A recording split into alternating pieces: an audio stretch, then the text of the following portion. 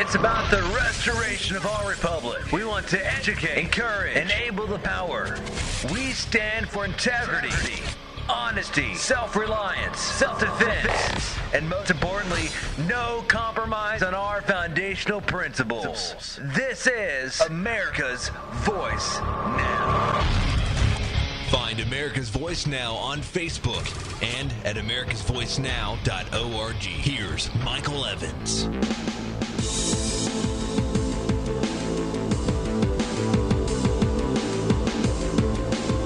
Good morning, America.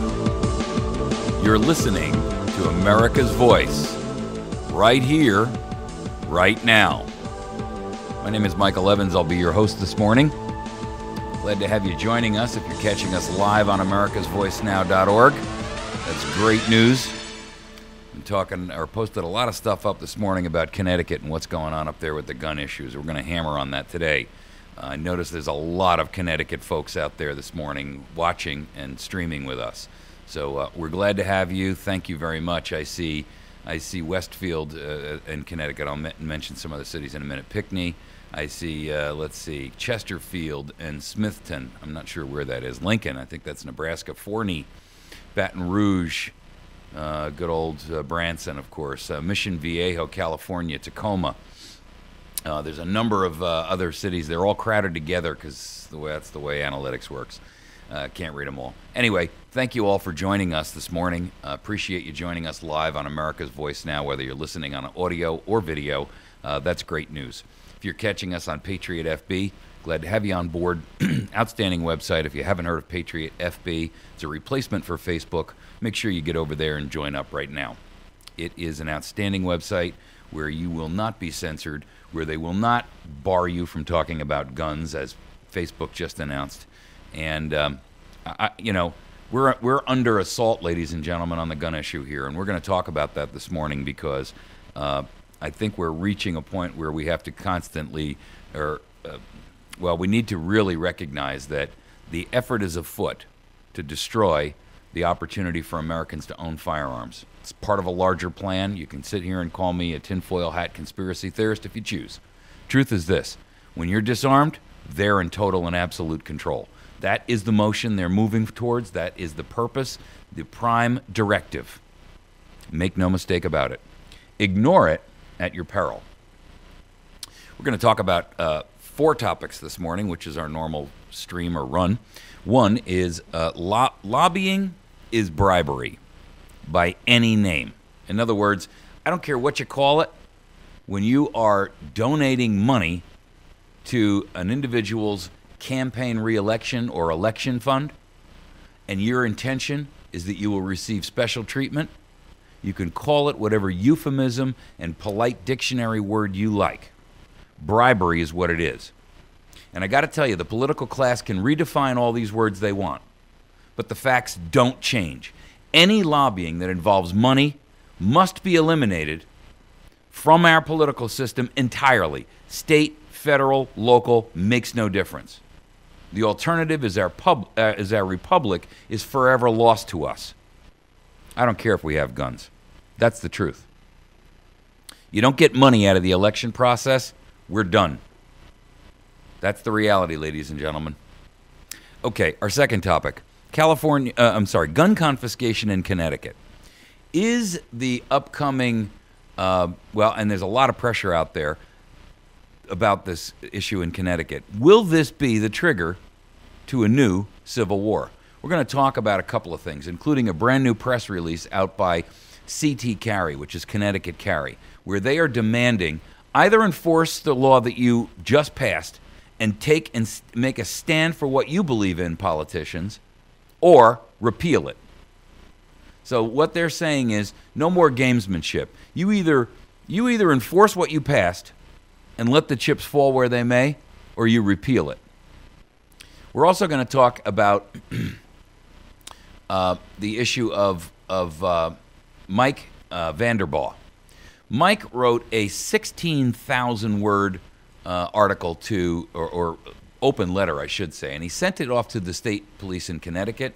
He sent it off to the emergency services and public protection services. He sent it to 1,200 emails, including all of the legislators in the state of Connecticut.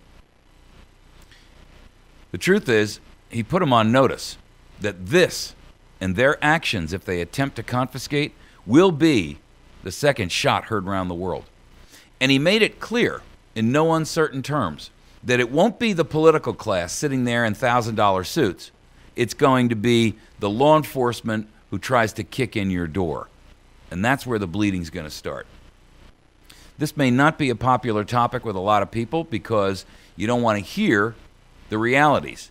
But I got to tell you, folks, it's all over the nation right now, and it's all over the world. This guy, Mike, has recently been notified that after he sent that letter and they've received it, they are literally, he's gotten quotes from people within the state police that say, they want you dead. Did you hear what I just said? They're saying that they want this dude dead because he put them on notice. And he also was told that they want him in jail. But the dead part is the part that really ought to rock everybody's world. The truth is, this isn't happening just in the United States, by the way. In Canada, and we're going to talk about this as well, the Mounties in Canada just overruled civilian authority and took it upon themselves to unilaterally declare a bunch of weapons to be on a new banned list, and they're going out and confiscating them. They're not even offering a period to turn them in, get them out of the country, nothing. Just arbitrarily going out and confiscating them. Folks, let me tell you, the only reason why a tyrant would want your guns is for one purpose and one purpose alone. That is so that you are defenseless. And once you are defenseless, woe to you. Because the simple truth is, you will place yourself in their clutches. All right, our fourth topic this morning is going to be Obamacare and a new delay that's come out by the administration. Again, unilateral, without congressional review, without congressional approval, the president is making law. Ladies and gentlemen, let me just describe that for you. Let me tell you what that is. Treason at its very best. Worse. The truth is, this president has done this for a political purpose, and it has no value whatsoever towards anything other than the fact that this is going to enhance or increase the opportunity for them to be able to make sure that they get reelected back into the mainstream. So we're going to talk a little bit about that. I got to tell you, by this move, what they're essentially saying is this. These elections are close. Not only are they close in terms of time frame, because we're already into March and they happen in November, but they want to make sure now that you can keep those cut rate plans. Remember the ones that you were told were issued by dirty, thieving, skulking insurance companies? You know, like the drug dealer hiding in the corner? Yeah. Now it's okay for you to have that. It wasn't a couple of months ago.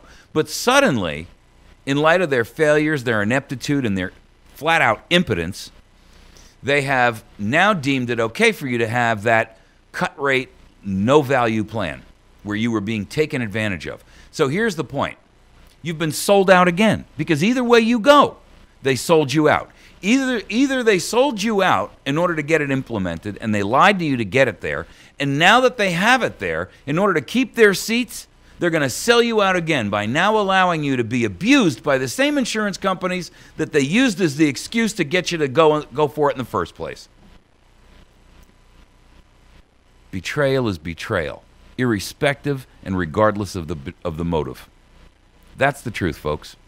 And so if you want a perfect example of what betrayal looks like, when you look it up in the dictionary, you're going to find a picture of a Democrat holding up an Obamacare is good for you sign. All right, let's jump on our first topic before we run out of time.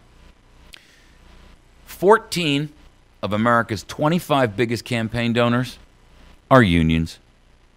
14 out of 25. And when you hear the list, you're not going to be shocked, but you are going to be pissed. Microsoft Corporation. Interesting, huh? They're at the bottom of the list, but they're still on it. The American Medical Association. The AFL-CIO Union. American Bankers Association. Notice how many of these, by the way, are banks or globalists and multinationals who have your demise, your fiscal and your educational and your well-being and welfare demise in their plans. Why? Because once you have been stripped of your ability to earn, once you have been stripped of your ability to defend yourself, once you have been stripped of your ability to fight back, then you are forced to become an automaton just to survive.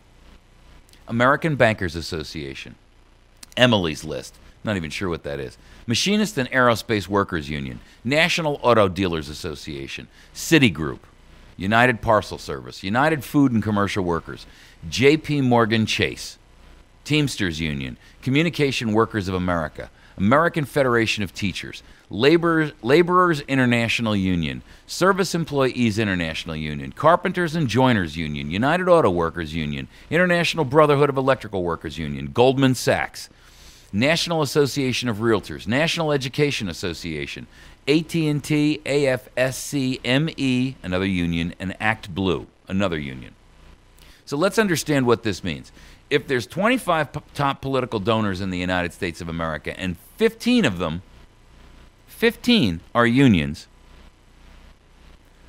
who is Dirty Harry Reid talking about when he's throwing the Koch brothers under the bus? Yeah, that's what I thought. You see, the truth is, unions, which, believe it or not, amazingly, I mean, their numbers have dropped precipitously. But they are going in and pouring money. And by the way, this isn't small money. We're talking about total contributions of $993 million. This is between '89 and 2014, so it's a long-term review. And we're talking about $1 billion. Non-union was $441 million. Union was $552 million. So here's the question for you. If you donate money to a campaign and you expect something for that money, i.e. a vote of some sort because you're looking for some kind of payback, was that not bribery? If you go to a police officer who pulls you over and say, look, here's $100 if you just let me go, you're looking for something for the money. That would have you arrested and thrown in prison for trying to bribe a police officer. If you go up to an elected official and you say, here's $10,000 in cash, and I expect you to mark and register this money as a donation, but when it comes time for you to vote on a bill relating to education or health care or environment, I expect you to vote my way, is that not the same thing? It is. And so here's what you have to recognize. And this is only symptomatic of the problem. What you have to realize is this.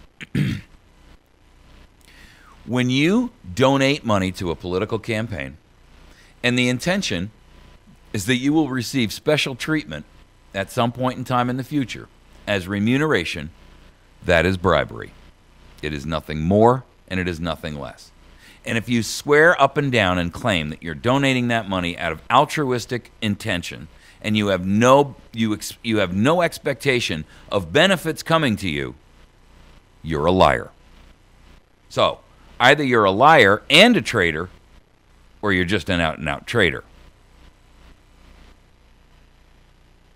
Unless money and lobbying are removed from our system of government, our republic is dead.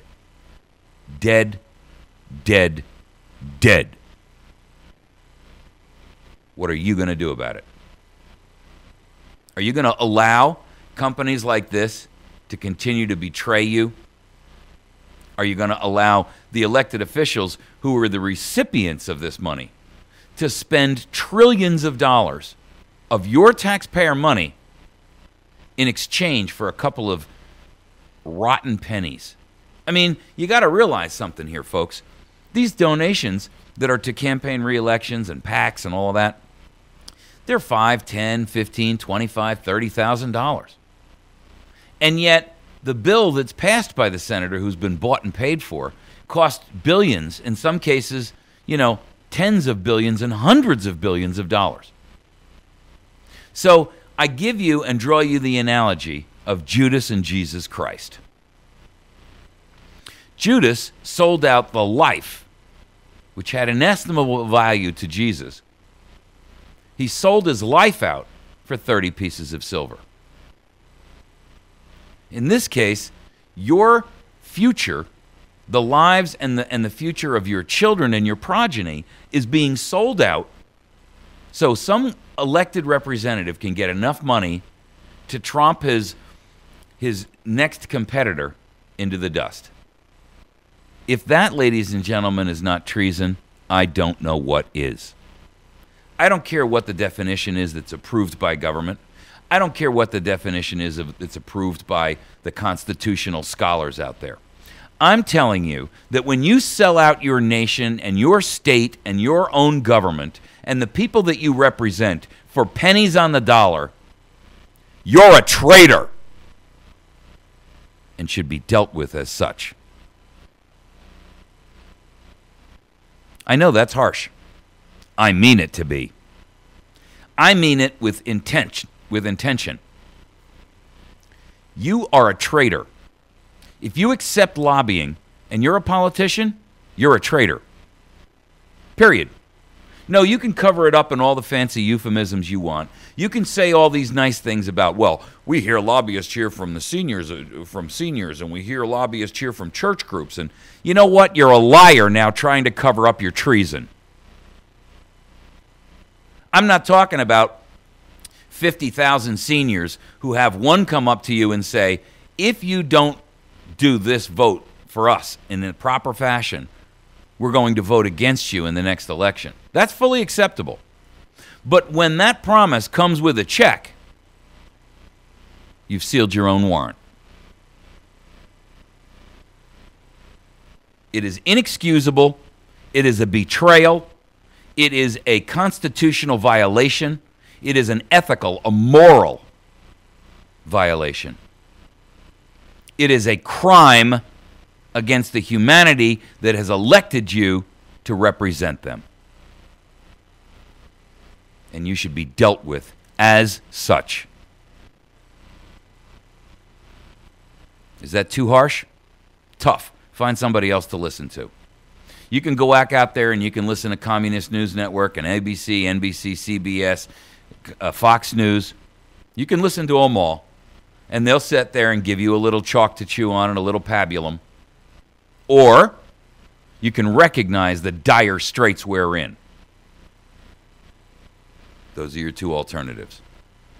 You can ignore what I and millions of others in the alternative media are saying at your own risk, quite frankly. So, before we wrap this segment up, I'm going to throw this out at you. If you are tired of being betrayed, here's my suggestion. And I don't know whether if you live in Missouri this works. If you don't live in Missouri, it'll probably still work. You just have to go find the group in your state. There's an organization here in Missouri called MOP. And that's the Missouri Precinct Project. And here's what it does.